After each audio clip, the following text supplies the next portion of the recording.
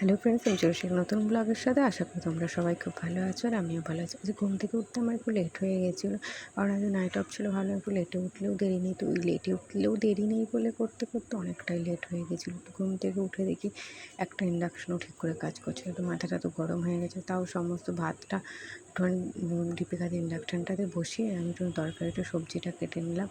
তো তারপর ইন্ডাকশান কাকুকে ফোন করলাম, কিন্তু সে ফোন বাড়িতে রেখে চলে গেছে।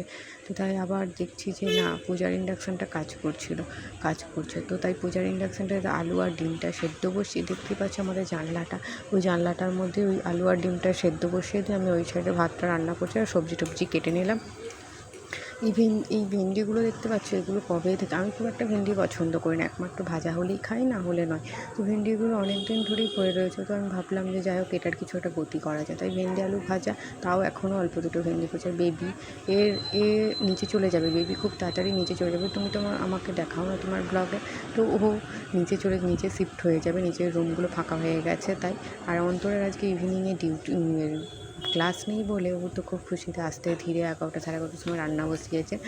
আর অর্পিতার আজকে অফ, অর্পিতার যেদিন অফ পড়ে আমার সেদিন নাইট শুরু হয়, মানে অর্পিতার নাইট শেষ হলে আমার নাইট শুরু হয়। মানে আমার অর্পিতার নাইট চলে আসলেই না আমার না ঠিক মানে মনে হয় এই আমার নাইট চলে আসলে, আমার নাইট চলে আসে।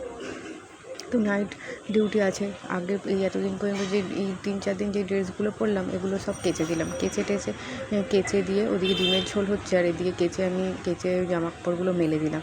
আর এদিকে দেখতেই পাচ্ছ আমরা সবাই মিলে এই বারান্দাটায় জামা কাপড় মেলে কাচি। সবাই যদি একসাথে কাচাকুচি শুরু করে এই বারান্দাটা তার জায়গা ধরে না।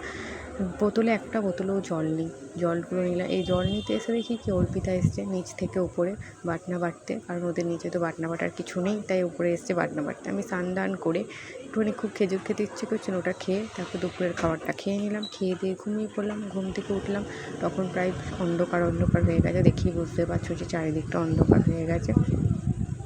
জামা কাপড়গুলো প্রায় শুকিয়ে গেছে, তো নিয়ে নিলাম, বাই চান্স যদি বৃষ্টি আসে রাত্রেবেলায় ভিজে যাবে।